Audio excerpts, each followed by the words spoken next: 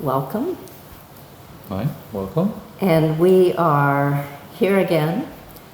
We started these talks here at Samahita right when the lockdown started to happen, and we thought that was going to be it for the year in terms of intensity, the virus and the lockdown. But as you all know, beginning in the United States and now spreading worldwide, there is a movement of protest against racism, against police brutality, against cultural underpinnings of separateness, divisiveness, and racism that have been going on forever. And in the United States in particular, the really difficult situation and horrible situation that people of color have been experiencing since slaves were first brought to the United States. And on one level, this is like this raw time for the whole world and for so many of us. It's almost as though because this horrible death of George Floyd happened when we were all in quarantine or all under lockdown, and so many people saw it. So many people saw something that has happened many, many times before in the United States, all over the world, under other circumstances. Suddenly, I think, because we were tender, having spent time alone, having spent time facing our mortality, through contemplating the potential of dying from the virus, and having spent time connecting to others in unusual and new ways through these medias that we are now able to use. We have been both, in a situation of dire crisis and a situation of extraordinary opportunity. And so what we are seeing worldwide, as you know, is this movement to really face some of our shadow sides as cultures, as nations, and to right some of the injustice that has plagued humanity, in particular people of color, throughout generations. And we may get to some of the things that Richard and I have been doing to help ourselves understand this and understand our own role in what has happened, as well as how we have perpetuated difficulties, how we have supported difficulties so that they soften, etc.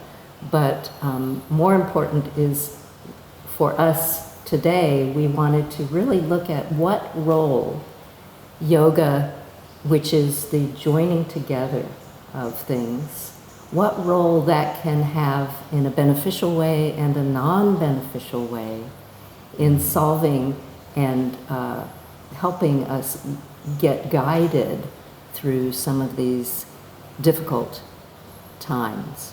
So we wanted to start out at first with a chant that you probably already know, but Richard will chant it, and then we can all chant it a few times. And then we will do a very brief meditation practice as well. And then we'll do our talk.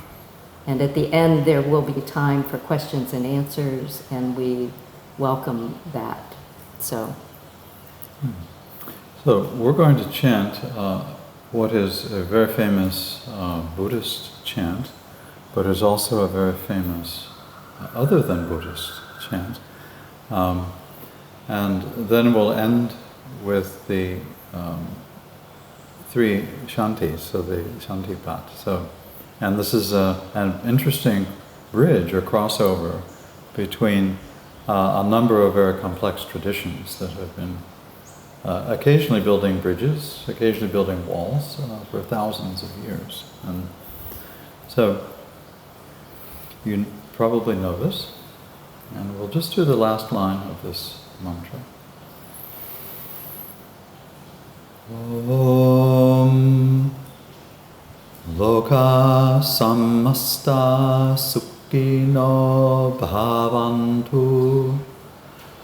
Loka Samasta Sukhino Bhavantu.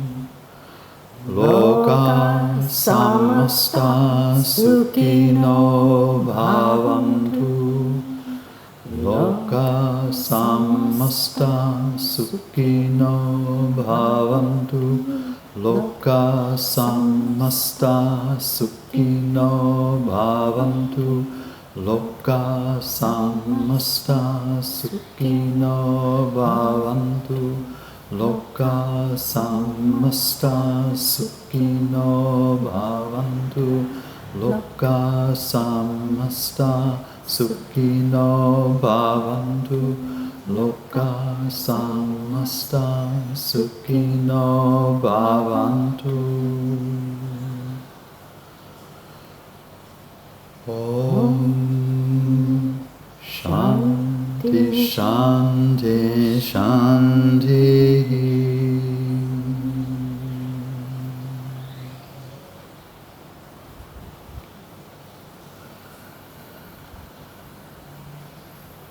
Here may all of the lokas, all of the worlds, be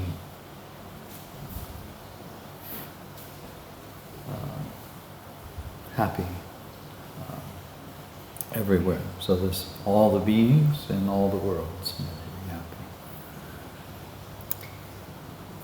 And very often when we are not happy, it is because we have built walls between ourselves and others. We have separated ourselves out as separate and contained within a story that is a story of our life maybe, or of our perception of our life.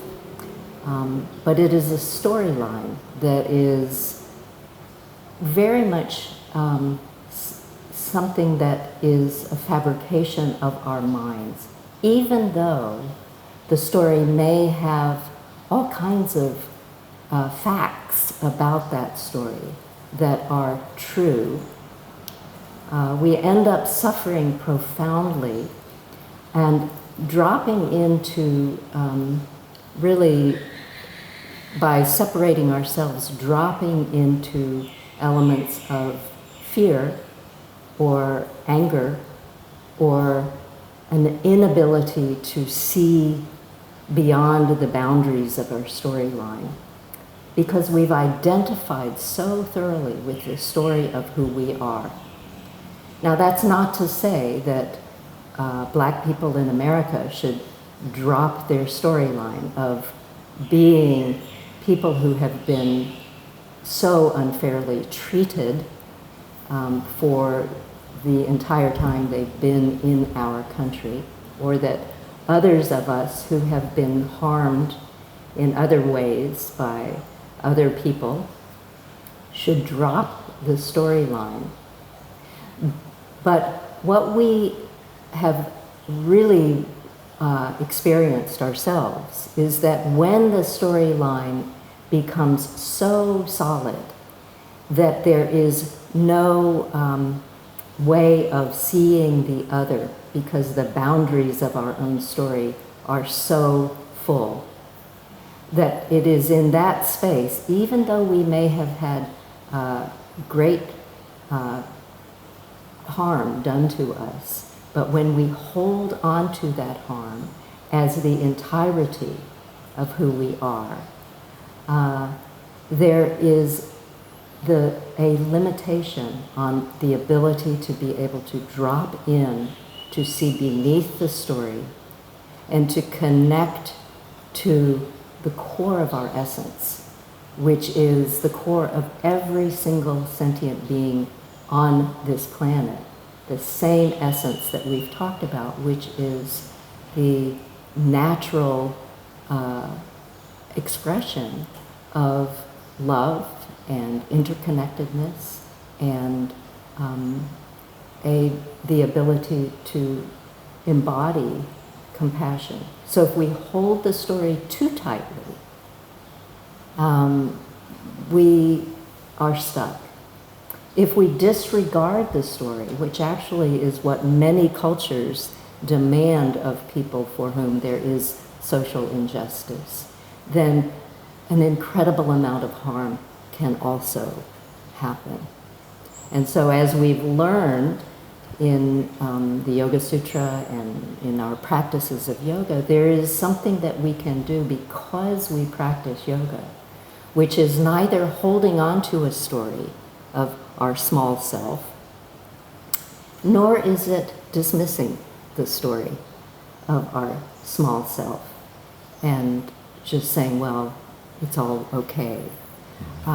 It is the ability to hold within our visceral experience and in our mental experience the paradox that yes, indeed, we have a story, but we do not have to hold grudges due to that story. So that people like Martin Luther King or His Holiness the Dalai Lama have had incredibly horrible things happen to them. And it's not as if they are unaware of that, or Martin Luther King was unaware of that. But somehow, because they were able to step back a little bit from their own story, in whatever way they were able to, they could practice forgiveness, which is the very, very first step to finding equanimity. Because if you wait for someone else to practice forgiveness or practice kindness, you may be waiting a really long time. But within our own experience of being, we have the capacity within us, when we drop into the core, the essence of who we are, to really sense that there's more to us than our storyline. And this is true for us as individuals, it's true for us as cultures, it's true for us as a world, as a conglomerate of people who right now are on the verge of potentially some very profound changes if we can not throw our stories away, but just as we do with the very first verse of the Yoga Sutra, where we have Nirodha, if we can suspend for just an instant our storyline so that we can touch in to something more deep than that, and we can then initiate the process of forgiveness, which then initiates the process of communication. And seeing ourselves and seeing the other and seeing how together we can make a difference and separately we make a difference, but in a negative way. So we wanted to do just a very, very simple sort of metta practice or loving kindness practice that was inspired by some work that I do with Joan Halifax with medical professionals. And this work that she did was inspired by Sharon Salzberg's work. And so look those people up, Joan Halifax, Sharon Salzberg, for references and resources for how to learn to cope with difficulties in the world as well. And so find a comfortable seat and allow the body to just drop in for a few rounds of the breath. You know how to do that. And notice the sensation of dropping down and connecting deeply to earth. Sitting bones heavy, plugging into earth. And the core of the heart floating as the back of the body spreads, the back of the head spreads, and the crown of the head is luminous, light, connecting from the crown of the head through the core of the body. And I'll say these phrases a couple of times, and if you wish to say them after me, please feel free to do so. If you don't, please feel free to really drop in and sense into the feeling of connection to earth through which we connect to everyone else.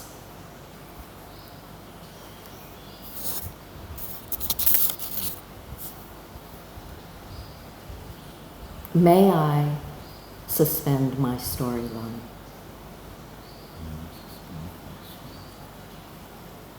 May I suspend my storyline.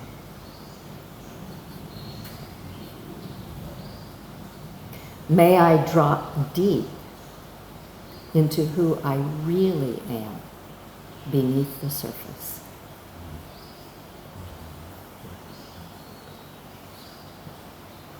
May I drop deep into who I really am.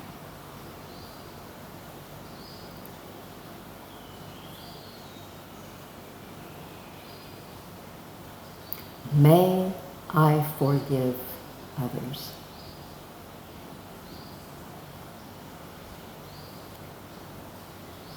May I forgive others.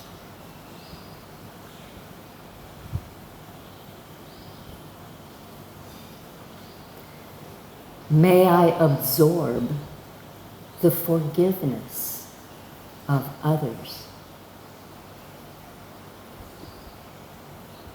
May I absorb the forgiveness of others.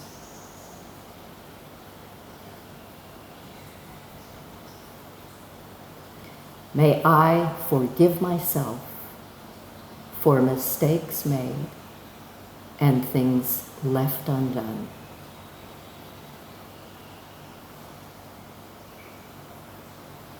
May I forgive myself for mistakes made and things left undone.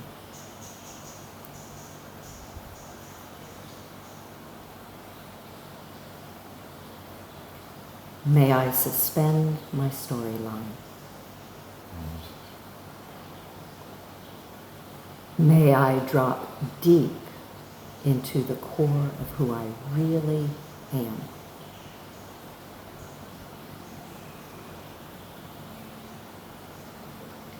May I forgive others.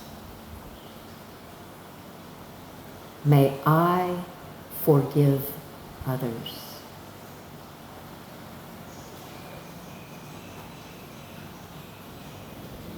May I accept the forgiveness of others.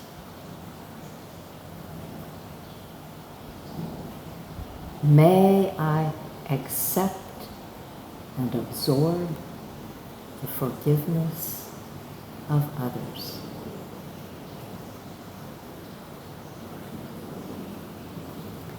May I forgive myself for mistakes made and things left undone. May I forgive myself for mistakes made and things left undone.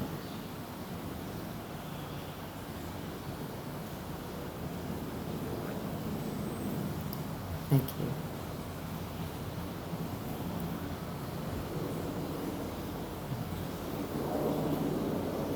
And so the storyline continues, but we can suspend it. And we want to look for just a little bit this afternoon at how some of the things that we know in yoga, like avidya and ahimsa and sangha, really have this interplay that allow us to both wake up to what's happening, to show up for that, and to forgive and make important changes. So building bridges through those things rather than building walls due to our own ignorance. So we were talking before about avidya, which is considered to be the first of the afflictions at the beginning of the second chapter of Yoga Sutra. So you have the 5 torments, the 5 kleshas, and the first of them is avidya, which technically means not knowing or ignorance. And then we have studied the point that it's just part of the manifestation of the mind. Actually, mind is based in avidya, and we have to define it then. Avidya is the confusion between something and then how you name it, or the category you put in, so you can think about it.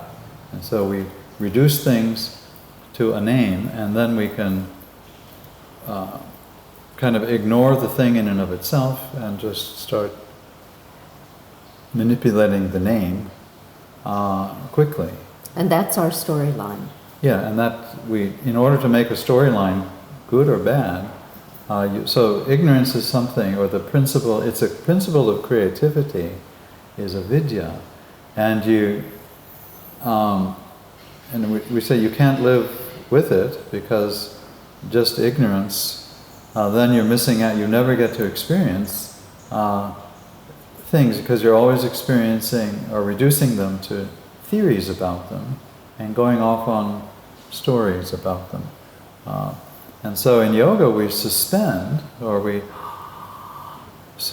in order to get a taste of the potential of what's really going on around us. And so then the principle of getting name and form mixed together, then you still come up with theories about who you are and who the other person is. But those theories can actually be useful. And so, and that's the trick. And so, time and space, in an absolute sense, disappear into the present moment. But then, here we are again. There's the mind noticing that time and space disappeared, and it's off again with storylines. And so, avidya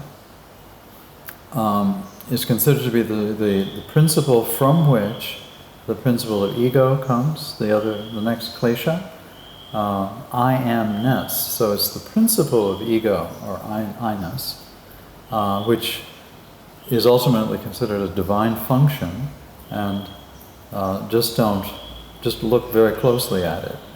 It's not you, and it's not the other person. And from the function of ego, of some kind of identity, creating an organism, they're out of nature. The nature is arising, what's the next one? Raga, which is passion. Gotta have that. And that's just a natural survival thing. That once I have a separate identity of some sort, or a separate story or organism, it needs. And then immediately, the shadow of that is dvesha. There's stuff that you don't want, that is repulsive. And then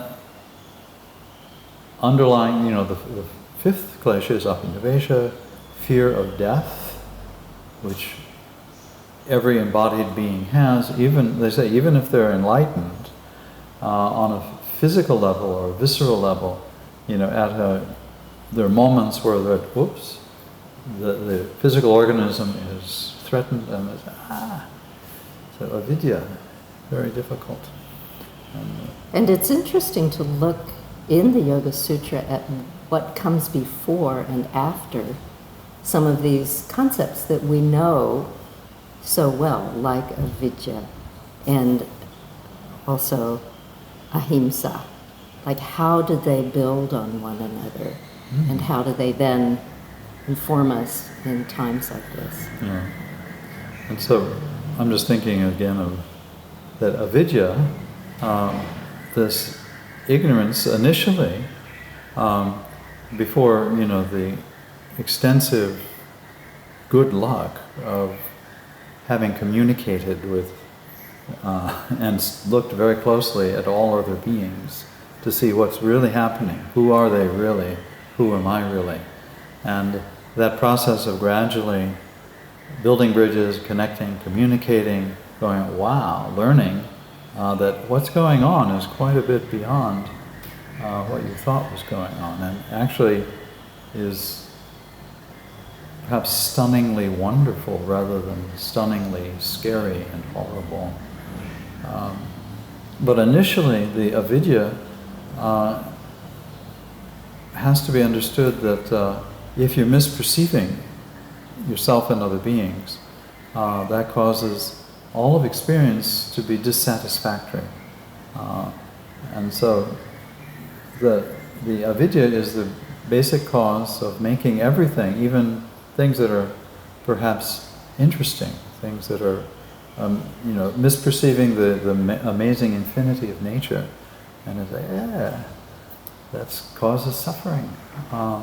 And so then there's a cause for that suffering, and that is avidya. And then there's a way of getting rid of the cause of the suffering, and that is discriminating awareness, or this function again of the deep mind, which is represented by the double-edged sword, discriminating awareness, where you do not again think that there is a separate self within what has no separate self at all. And so, therefore, from that discriminating awareness, there's no,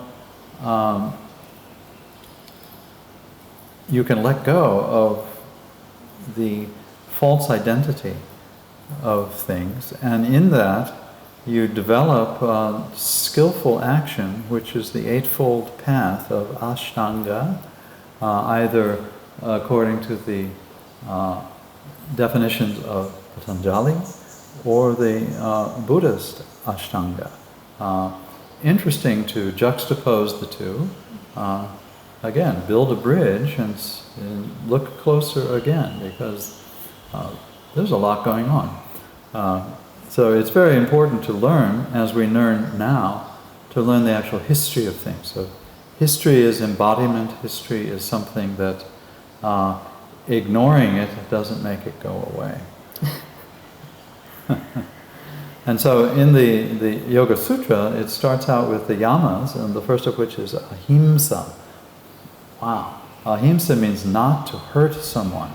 Literally, it can mean to hit, or it can mean to kill. And then from that, so once you have the ahimsa, then you can be honest in relation to your awareness of suffering, honest with yourself and honest with others. So it's not just being factually, I dug up these facts about things, but honesty is floating within the principle of ahimsa, or kindness, not harming. Asteya, not stealing. What's the next? Brahmacharya, which means to act as if other beings were Brahman, or other beings are the beloved, which is also your own deep self. So not objectifying. Yeah, not objectifying other beings. And where this takes us is to a very interesting place that I wanted to pull up. So if you are studying Yoga Sutra, we're going to look at verse 33 of the second chapter. And so this is where we've looked at the Brahma Viharas, which we've done before, how to practice loving kindness, how to see all types of beings ultimately within the heart, metaphorically, of course, and so that your experience of embodiment, your experience of what happens if you finally let go of things is this sense of infinity in the body. And so whenever we, within the context of the yamas, ahimsa, verse 33, it says vitarka, which vitarka means dialectical thinking. It means I make a very, using distinct thought processes and definitions, a proposition, and if that proposition tends to go against the principle of ahimsa and those that include that, what you practice then is pratipaksha bhavanam. And so you embody or you become or you feel, you apply, you radiate onto it the opposite wing. And so if you're experiencing thesis, you have to then immediately the mind comes up with the antithesis. Okay. And it does this anyway, but largely unconsciously. And so sometimes if I make a thesis, egotistical, I am so wonderful, ha ha ha, okay. And then my mind in the background goes, ha, and is laughing, and is making the opposite. You are such a non-wonderful creature. So that's the antithesis. So pratipaksha bhavanam is the way of understanding that for every pattern that the mind manifests, there is a complete complementary opposite, and that's considered the other wing. And so then seeing the interdependence of the two wings, one is able to fly, and it describes then a middle path. And it's applicable not only to oneself, but to a culture as well, so that you have different manifestations, and when they are allowed to really both sides be clear and interface, that's when you can fly. And so it takes practice to be able to do that, to welcome that kind of vulnerability in a way. Yeah, so in a cultural dialogue or historical dialogue, religious dialogue between schools, between groups of people, you have to have this dialectic going. And it's quite scary. A lot of us, we can do it in theoretical realms, but to actually communicate with someone, it takes virya, or courage. Virya, of course, swallows Shraddha. And so the next verse is a profound one. In vitarka himsadaya. And so these are, when you have thoughts or thought patterns that are unwholesome, or thoughts that are based around a desire to really kill somebody, or to really hurt them, okay? Because and if you actually have those desires and you actually do the act, of smiting someone, of hurting them, even in a way of just calling out and insulting them, just making them suffer, that's going to lead to great suffering. But also, and this is a profound thing, or if you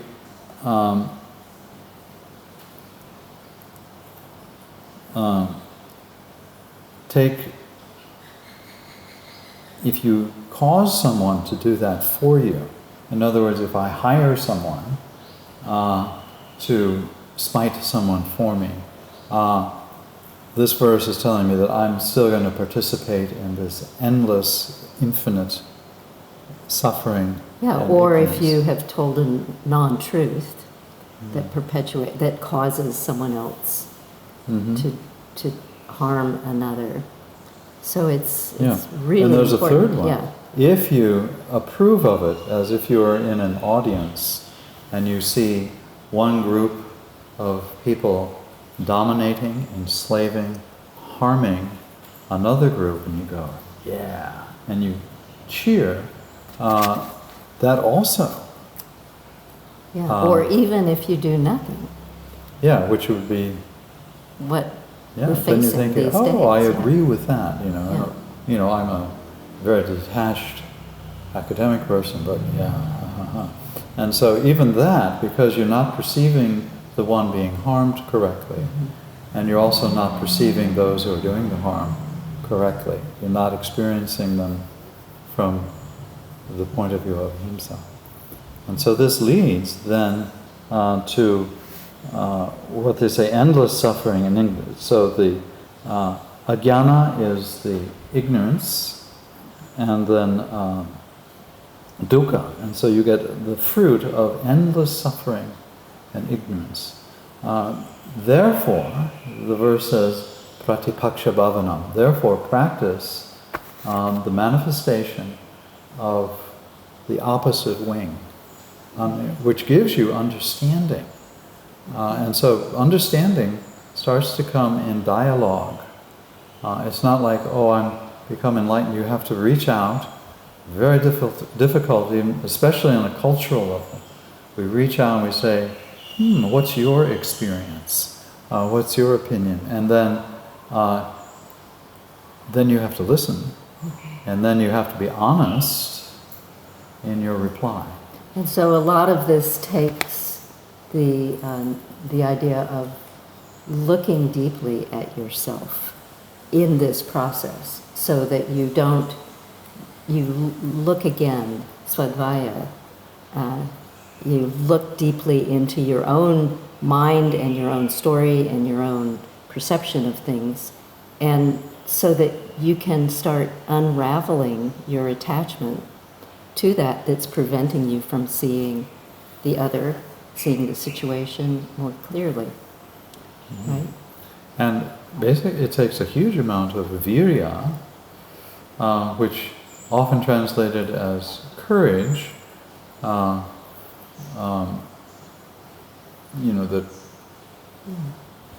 courage that doesn't depend on any kind of external circumstances. So you're feeling that courage, even though your body is totally impermanent and you are totally aware of that. Even though the result of this dialogue might be that you don't know what you're going to get, but still you care, and still you inquire, and still you communicate, you build that. And so if you look at it historically, or if you look at many of the different situations where there's actually war between different groups of people, often those wars have some kind of basis in racism, or some kind of cultural hierarchy where there's one group of people that are alienated, that are subjugated, and then done by another group of people who are clinging to the narrative of themselves as being superior or capable or just scared and clinging on to their side. So this is one of the greatest challenges, I think. And the Yoga Sutra is presenting us with perhaps the greatest challenge. But the next verse, verse 35 of the Sadhana Pada, ahimsa pratishtayam tat sanido vaira tyagaha.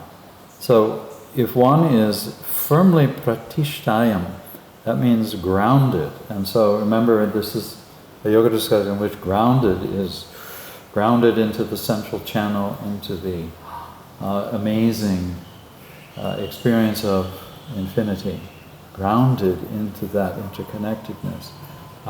So you're grounded in ahimsa, and that creates an atmosphere in which others can let go of their hostility. And so this is the great service. So if you are grounded in ahimsa, and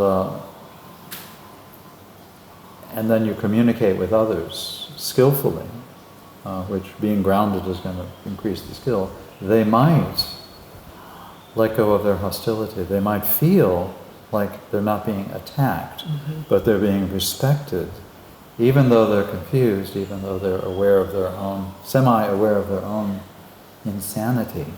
They're willing to, like, you know, because they feel that they could take shelter in that person practicing ahimsa. And this aspect of practicing ahimsa, in combination with looking again at yourself more deeply, looking at the context, and then building the capacity to forgive and to be present, is really where community is seeded, is born, rather than some sort of contrived way of building a community. This is the root. Yeah. These form the roots of a healthy community that can then evolve and that can then benefit all of its members. And we wanted to really look at, there's a beautiful, are you ready for that yet? Oh, I'm ready. A beautiful text that we love, that is, if you're looking at, you know, ignorance and non-harming, and then community, and how Sangha, how do they interplay to impact us in times like these, or actually any time. And this text is so beautiful. Yeah. And this is from the Narada Bhakti Sutra.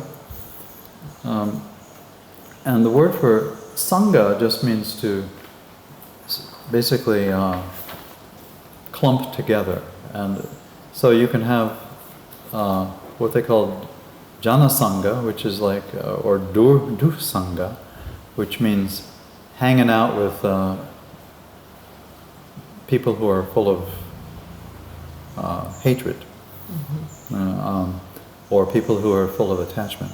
And so that kind of Sangha is considered like dangerous, because just because of the nature of human relationship, we identify with others unconsciously. You can become, you know, poisoned through that Sangha. So that would be joining, you know, the certain riots, or joining certain militaristic groups, or nationalistic groups, or racist groups. That's the kind of Sangha to let go of. But then... Or complacent groups. Or complacent groups, yeah. Because remember, you know, if you are kind of approving from a distance, you're still participating in the suffering for yourself and others. But what do they call Mahat Sangha or Sadhu Sangha? And this is the Sangha that is the community that forms, you know, it's one of the shelters that you take in the practice of yoga. And these are basically people who are your, they're not your superiors, they're not your inferiors, they're your friends. And they're the ones that you're always checking in, and they actually, you know, so if you end up acting in a, what we call a unintelligent way, or an ineffective way, or you're semi-conscious and you're, they are the ones who will, in a friendly way, like, let you know. Let you know. They'll say, actually, that isn't a very smart idea. And because ultimately, you know, all of the ideas, or all of the things we try to do to help or to communicate with others, even theories we propose, we can't really know until, and everything has a blind side. There are many things, even if you're semi-omniscient or omnipotent, there's still stuff you don't know about your own presuppositions. And it takes somebody else to go, oh, by the way, my friend. You got toilet paper on your shoe. Yes, you got toilet paper on your shoe. And it's really important to know that you don't necessarily, and in fact it's probably good not to always agree on everything with your Sangha, but to feel safe enough to discuss things and to change your own opinion, or not try to change someone's opinion, but express your own opinion, and see how that impacts things. So it's really important that it's not based on ego, that Sangha, whether it's your And it's own... not based on what we would call cult, in the miserable sense of the word, in which only members of my cult are my Sangha. But you have to look further, because you could actually have a very vast Sangha of beings who are waking up. They're be called Mahat or Sadhu, and what defines them is compassion. They are the embodiment of compassion, and that's pretty much the whole thing. And you don't know where they are, because they are looking at what is arising within their own. Once they ground, they're looking at their own actual experience, what is arising for them, and they're looking at it intelligently. And so that kind of Sangha is what defines that. And then so it is really compassion.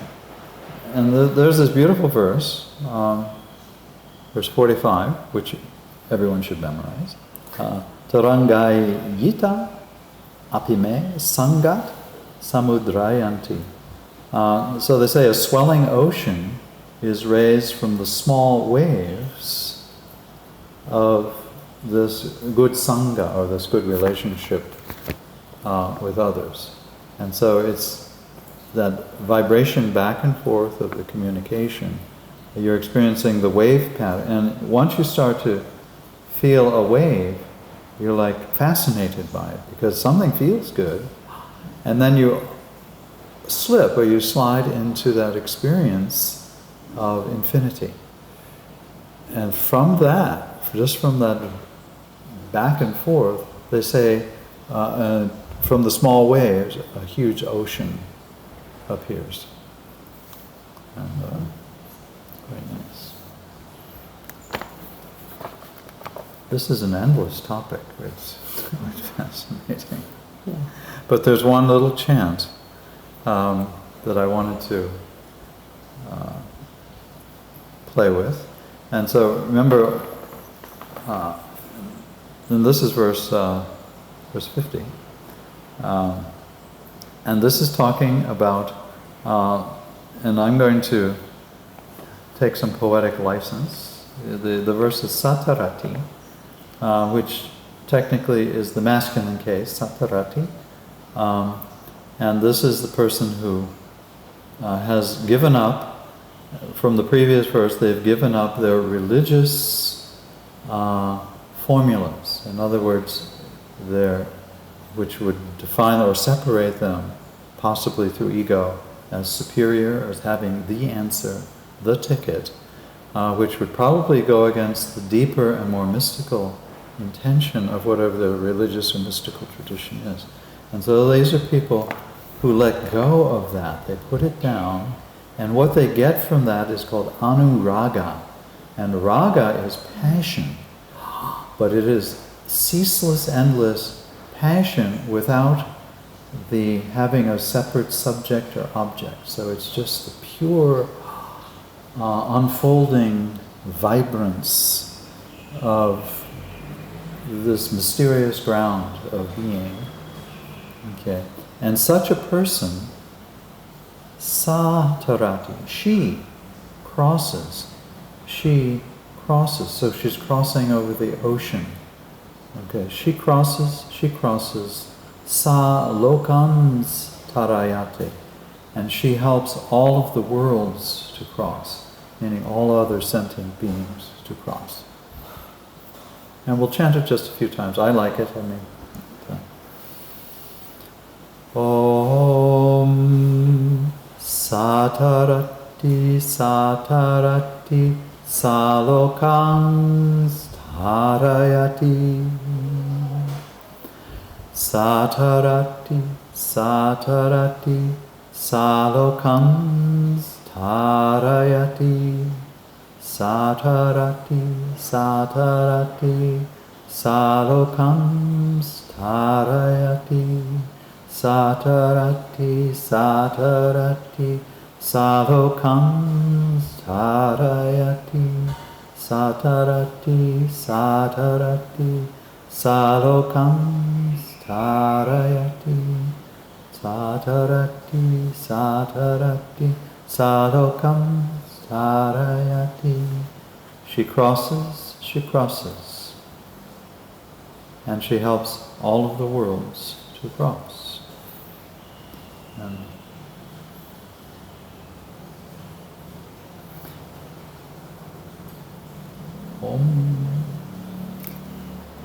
So this is really looking at how we build bridges, how we connect through deed and action and speech to others in a way where we have been able to, as this verse so beautifully reflects, where we have dissolved boundaries so that we are really emphasizing connectedness rather than divisiveness.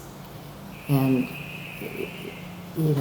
we felt when we were thinking about what to talk about today that for us, it's really important to look at these aspects of being, to look at our preconceptions about what avidya or us, or asmita or raga, dvesha, what they mean, and to look at our own concepts of self.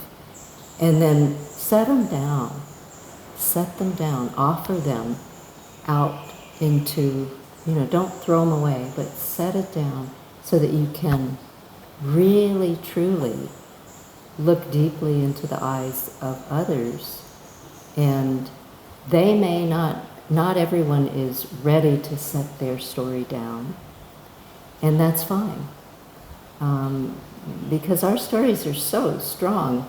You set it down, and the minute you decide, okay, I'm done with that, my story's right back. So don't worry, it's not going to go away until you really practice these things repeatedly, and then you start seeing how much suffering you're causing yourself, which then causes more suffering. And so it's really looking at ahimsa, avidya, and what the meaning of Sangha is, and one's own capacity to look again at oneself, to look again at others. So we're not alone in this.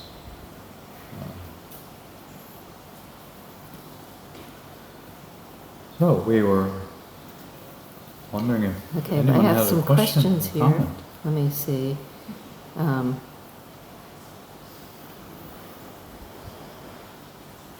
Okay, this is a question came in saying, we've managed to forgive someone who's caused great harm or damage in our life, and we feel at peace.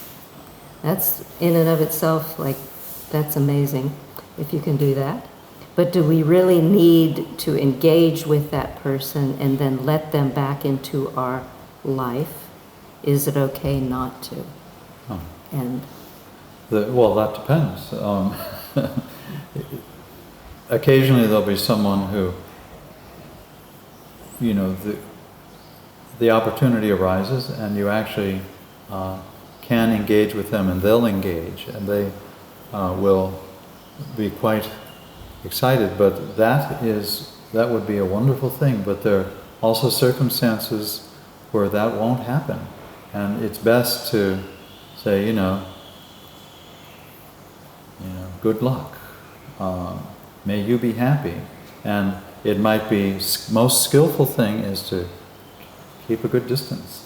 And so it depends, and that's the thing, is how do you find out in each complex situation? Because there'll be times when it's really a bad idea to rejoin the insanity, to reawaken the history, because it's just going to come back stronger than before.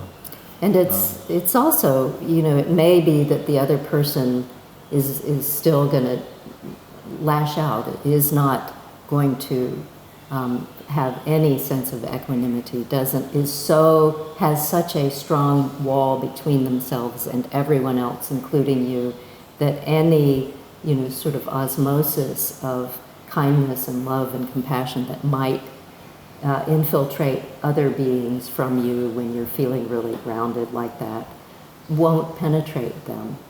And it might, and that's one case. And the other case is we can begin to feel, oh yeah, I'm healed from this situation, and yeah, it's okay.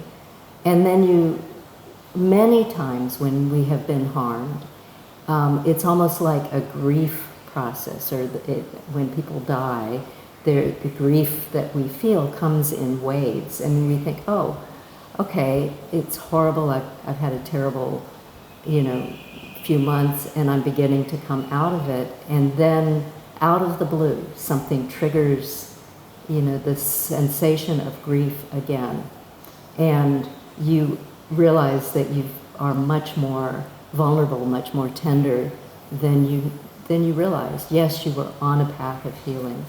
And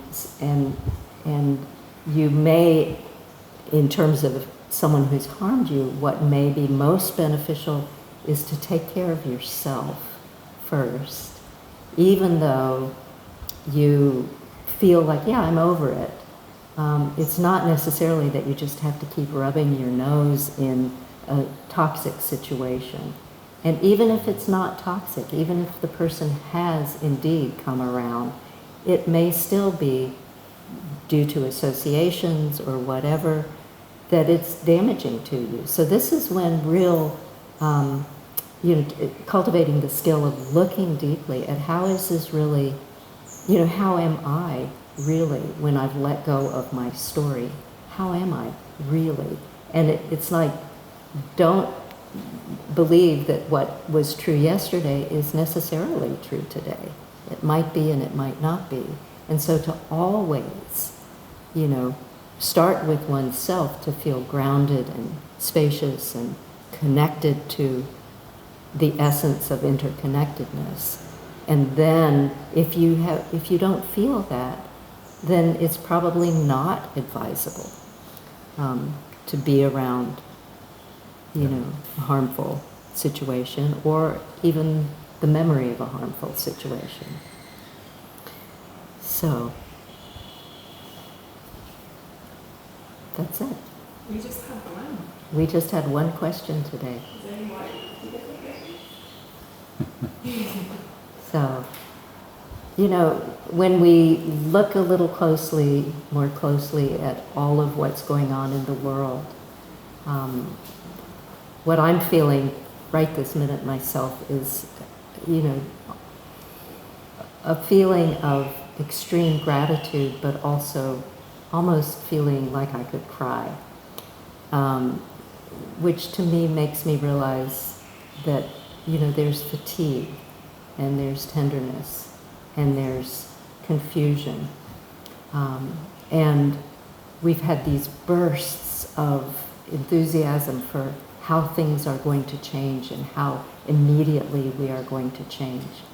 And this, is a time where we really, really will benefit if we can take care of ourselves and take care of others, not at the expense of ourselves. Because then you can't contribute anything. Yeah. And to realize our shortcomings, which we all have. There's no perfect sentient being. People all make mistakes. And to cultivate patience. So take care of each other, take care of yourself. Really use yoga in that way. It's important not to become formulaic. And it's important to notice and call yourself on it when your ego starts to take over, when you stop looking again. And that's... Which will happen... all the time. All the time. And that's what you have a loved one or a sangha or both, that's the function they serve, is to give you feedback. Yeah. And they give you feedback and support. Yeah, there's one story that I just flashed on, which was in the news, and many of you may have seen it, but in the United States, in a very tiny town that had, maybe 1,000 people or maybe 1,200 people who lived there. I may be exaggerating that part of the story, but it was a very small town. And something like 80% of the population was white, and there was a black woman who was protesting among many, many other people in this city in a peaceful protest, which most of the protests worldwide are peaceful. And this man who was agitated and angry and, filled with rage, came and stood in front of her and just was this, you could see a photograph of it, and he was just this close to her face and yelling at her. And she didn't do this. She didn't stand up like this. And she had a mask on, fortunately, and I don't think he did, but she was standing there, and he just spewed all of this hatred at her. And then it sort of ended, it bubbled down, and he was arrested for disturbing the peace. And she was interviewed after, and people said, well, were you afraid? And she said no, that she had a mother or father she was from a mixed family. One was white and one was black. And her father, who's now deceased, had told her at some point, when you run into difficulty and conflict, look deeply into the eyes of that other person and let them see that you are human. So that's really what we were talking about earlier. Let them see the essence of who you really are, that you're not your story, that you're not their story of who they see you as. And so she said somehow that memory of her father came to her, and she had no fear, and she wasn't defiant, and she wasn't belligerent. And she really looked deeply into this man's eyes and felt that she connected with him. And it dissipated. That's not necessarily what would always happen, but it happened that time. And then she took a basket of food and had it delivered to this man's wife, and as an offer of generosity and an offer to say, we know this is complicated. We know there's more to it than just that incident. And that particular story has really inspired me this week to remember that we have it within us to really be human together and to make change happen. So, did you want to chant at the end? Or no? No? You want to chant it? I'm fine. Okay. Well, thank you for joining us. Thank you. We could do Loka Samastana one more time. Okay. It's nice to end on a chant. Om Loka Samasta Sukhino Bhavantu Loka Samasta Sukhino Bhavantu Loka Samasta Sukhino Bhavantu Loka Samasta Sukhino Bhavantu Loka Samasta Sukhino Bhavantu Loka Samasta Sukhino Bhavantu. Om Shanti Shanti Shanti.